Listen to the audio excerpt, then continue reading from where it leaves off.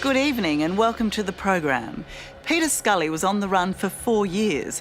Considered Australia's most evil predator, he was the mastermind behind a worldwide pedophile ring, which he ran from a remote corner of the Philippines. He thought he was beyond reach, but Svully was wrong.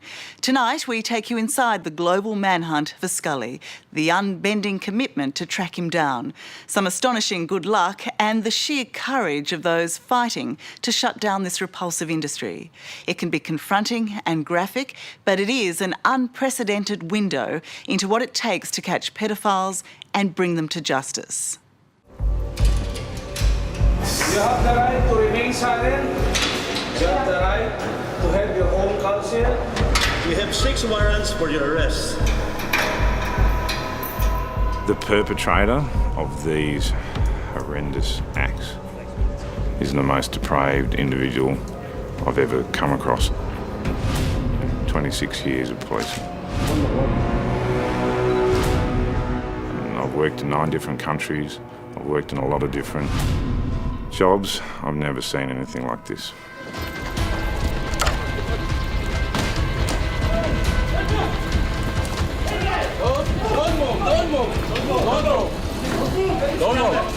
Don't move.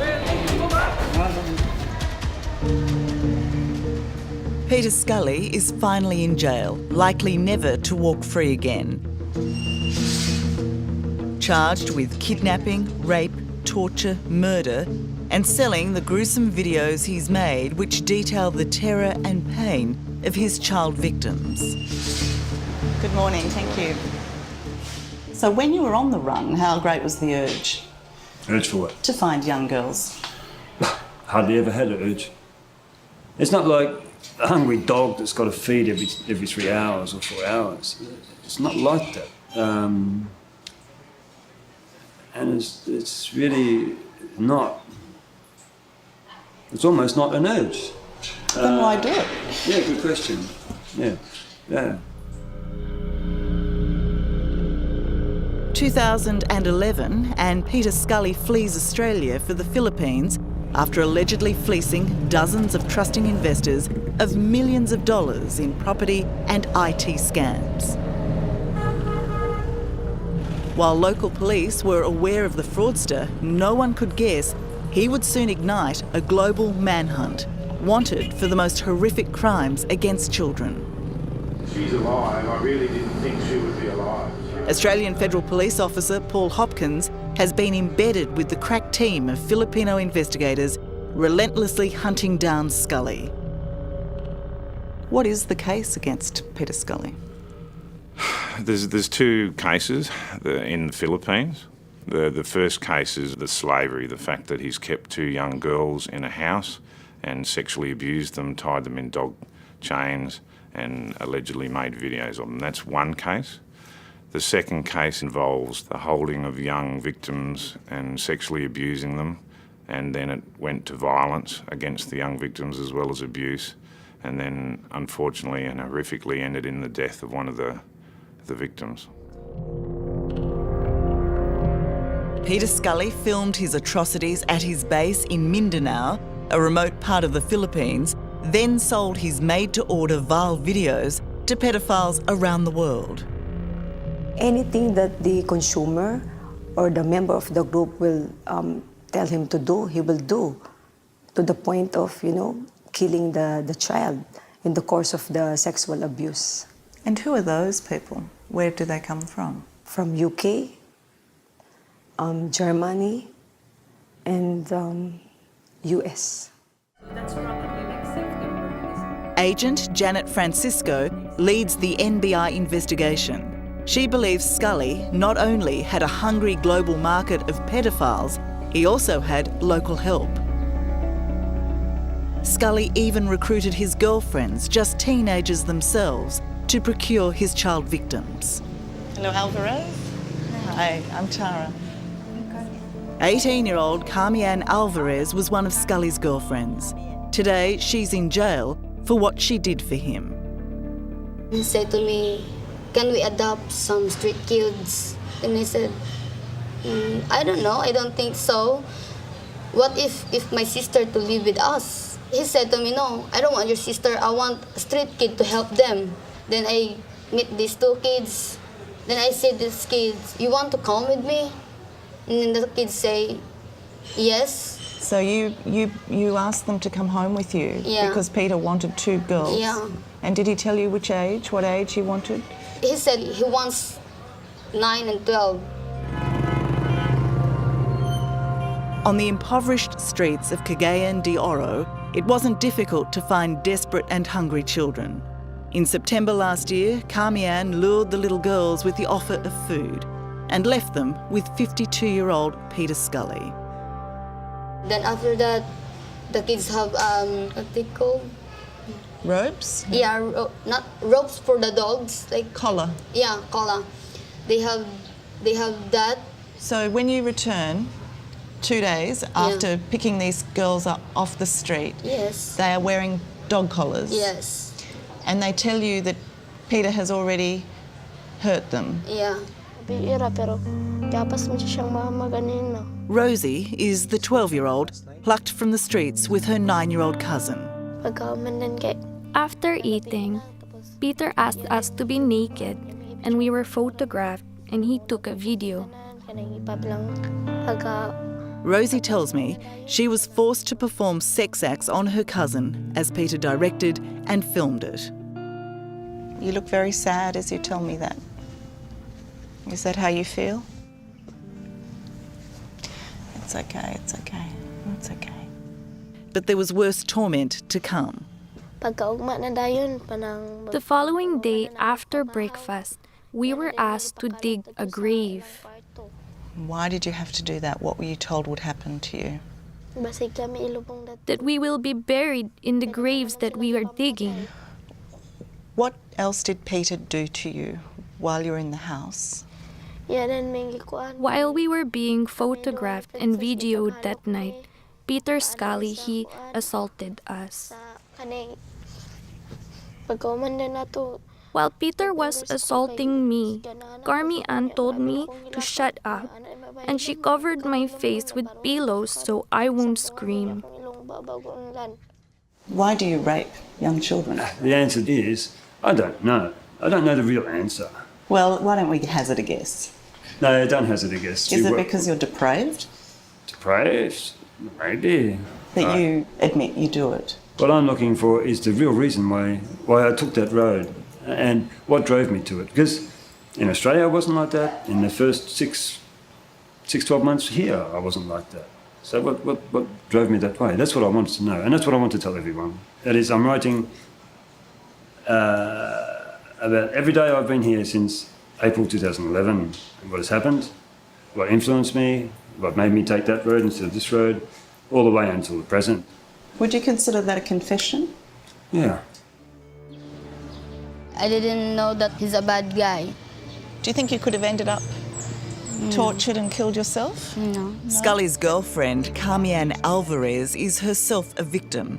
A child prostitute, she was picked up off the streets by Scully, who groomed her to be his accomplice and one of the abusers in his videos. But at the time, did you know that what you were doing was illegal? Okay. 5 days after kidnapping them, somewhere Carmian found the sympathy to unchain Rosie and her cousin. They made a terrifying dash for freedom before bravely going to the police. Carmian is arrested, Scully is now on the run. Do you think you'll ever be able to get over the events there in that house? Do you think you'll ever be happy again and not think about them? I hope I can forget when I grow up. I hope so. I hope so.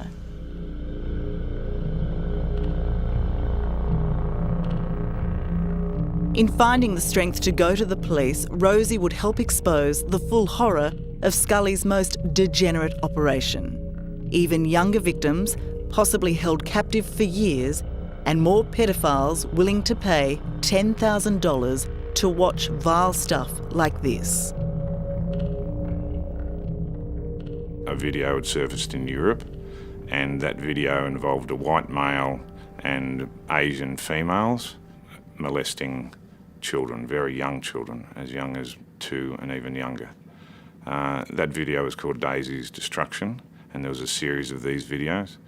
And so around the world, police and government organisations were doing what they do and searching for where this could have occurred and trying to find the victims.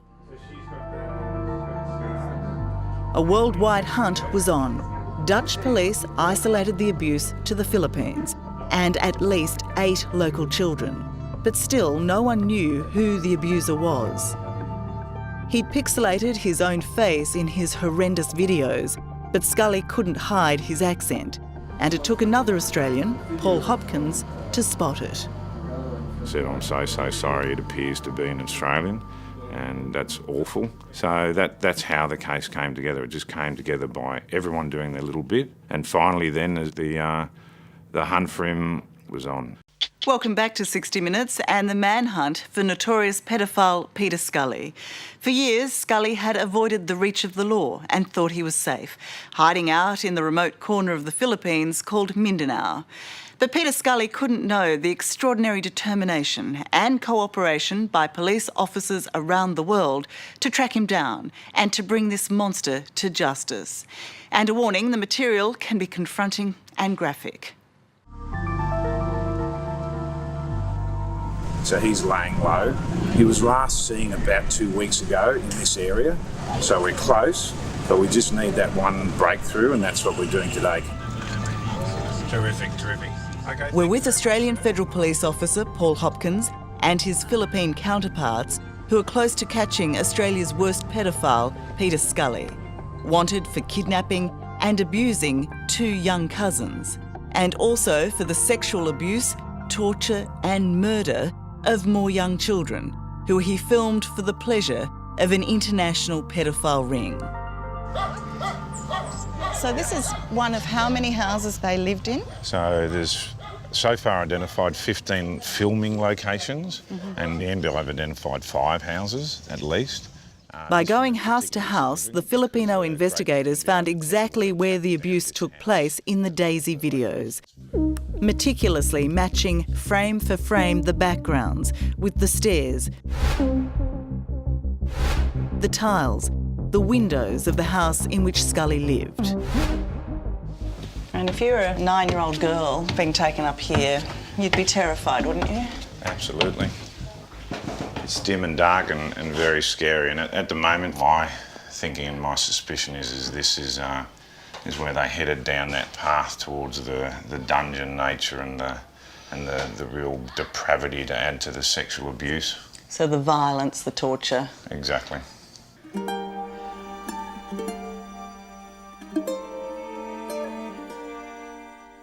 Amongst a number of girls, there are 3 main victims featured in the Daisy Destruction video made 3 years ago. Daisy, who was barely 18 months old, Cindy, who was 11, and Liza, 12, all handed over by their parents in the belief that Svully would feed, house and educate them. Why would you abuse an 18-month-old child? Well, for a start, I didn't. And Well, that's not true, is it? It is true. No, sorry, you're Oh, wrong. I'm sorry. How old was she? Huh? How old was she, Peter? You are confusing different things. I don't want to get into that. How old was she? Huh? How old was she? I don't want to get into any of that yet. Right, okay. Whether that child was 18 months, 2 years, 3 years, or perhaps we're mixing it up with a 9-year-old child or an 11-year-old girl, 12-year-old girl. You've done it to all of them, haven't you? All right, I will go back to this now. No comment. It's the coward's way out, isn't it? It's the realistic way out. As the net closes in on Svully, investigators are just as desperate to find the 3 girls. So they'll know that if there've been any white foreigners about there. Is that why we're going to them? Yes. Early on, there is good news. The baby of the group, Daisy, has miraculously survived after she's rescued by her family. Yes, good afternoon. But the team's exhaustive search for Liza and Cindy is going nowhere until this.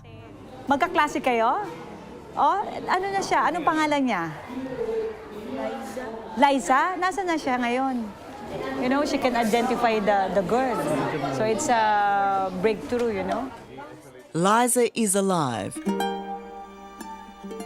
But for 11-year-old Cindy, help has come too late. Sadly, this is where Cindy died.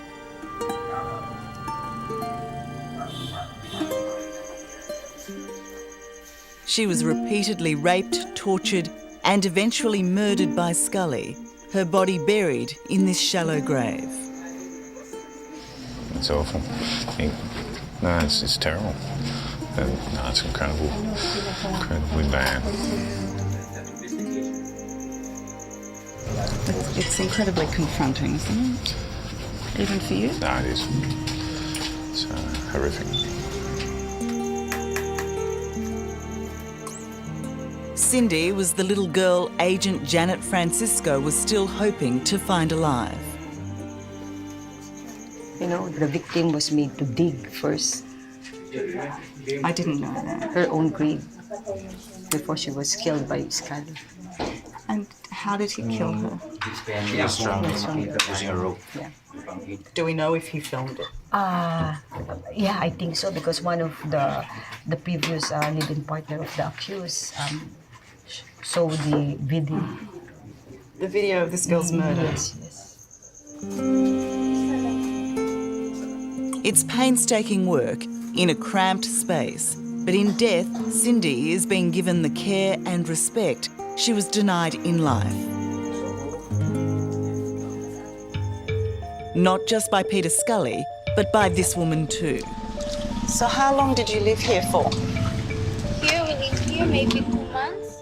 Lizelle Margelio, Scully's other girlfriend and his chief accomplice, has brought police to the house where Cindy was murdered, claiming she now wants to help the children she harmed.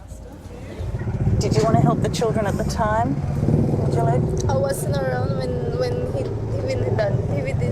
did this. I wasn't around at all. Well, how did you know where this girl was if you weren't around? He told me everything. The truth is, 19-year-old Margelio, at Scully's urging, carried out some of the most brutal, physical and sexual abuse on all the children in the Daisy videos. Identified despite her mask. She too now faces life in jail, as does Carmian. Do you know that yesterday police dug up Cindy's bones, that she was buried in the house that they lived in?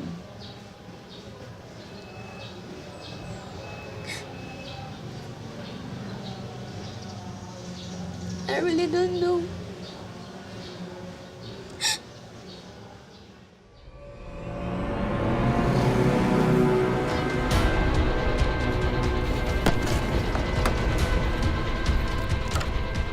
February 20th, 4 years after fleeing Australia and committing unspeakable crimes.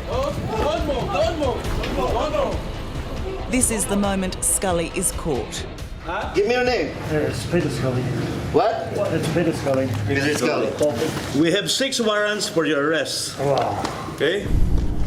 Already, investigators believe they have a watertight case against this father of 2. You put on your pants. Yeah. But they also fear there are more victims to be found, alive or dead. Can I get my cigarettes? Is it possible? So what was your reaction when you were arrested? Did you feel as pathetic as you looked? Thank you. I didn't think about that. You told me earlier that you weren't a pedophile in Australia. Is that true? No victims in Australia? Of course not. What about your own children? No. No way. Oh, that shocks you, does it? It shocks me. It shocks me that you asked that. We believe that there is still one girl missing. Where is she? From now on, my answer will be everything will be in the journal. So you can keep asking questions, but that will be my answer. Is she alive? Everything will be in the journal. Anyway, are we almost done? Because we're going around in circles. I'm not finished yet. All right. Peter Svully gives Australians a very bad name, doesn't he? That's what to say. Is that what you say? Oh, he's so heartless. For Virgilio Mendez, director of the NBI, the message for pedophiles like Scully is you can run, but you can't hide. Maybe he's sick. No person in his right mind will do that, including his partner. That lady is also sick. What we're interested in is whether you have any remorse, whether you admit to what you've done, which is sexual abuse, and of course, murder. Of course I have remorse. Why, of course? Well, you think people don't have remorse? No, I'm asking you, as somebody who is a repeat offender here, who went on the run, who's only here because you've been caught, not because you turned yourself in. At what point do you actually feel sorry for what you've done? Is it at the point where you're captured? Oh, that's a good question, actually. That's a good question. Well done. That's a very good question. At what point do you feel remorse? I think there's different degrees of remorse all the way through, right? But I think your greatest remorse comes when you finally realise the extent of what you've done. And at what point was that? At what point was that?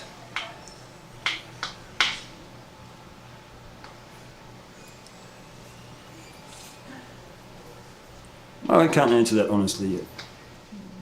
Why isn't it the point where you're actually raping somebody, violently torturing them? Why isn't it at the point when you kill a child? Why isn't it then? Why don't you realise the extent of what you've done at that point? Maybe you should ask a psychiatrist that question. Not me. I'm asking the man who did it. Yeah. While Scully ponders whether or not he's sorry, for all the police who brought him down, there is an ongoing price to pay. Or whenever I remember the video, sometimes I cannot really help myself. I cried. Oh. Yes. Even now, still. And why does it make you cry? Because I can, actually feel the pain that the youngest victim had suffered during that time in the video. So. After watching those videos that are so awful we can't even really talk about them in detail, how do you get those images out of your head? I was having nightmares until we caught Scully. So those images have gone now? No, but at least the nightmares have. Yeah, I don't think you can ever get it out of your head. What goes on in Peter Scully's head is still a macabre mystery. What is it about you, Peter, that hates children and women so much? I might address that in the journal. It just got crazier and crazier for you, and sicker, and you'd already committed murder. Where was it going to end? What was the next level for you? There was no next level. And as a parent, how can you reconcile what you've done to children? Next question, please. Do you accept that you were ruining their lives as soon as you came in touch with them? In the journal. So you really have no sympathy for these people, for these kids? That is definitely in the journal. I think we are finished. I think we are. Okay. He can get up. Get up, please.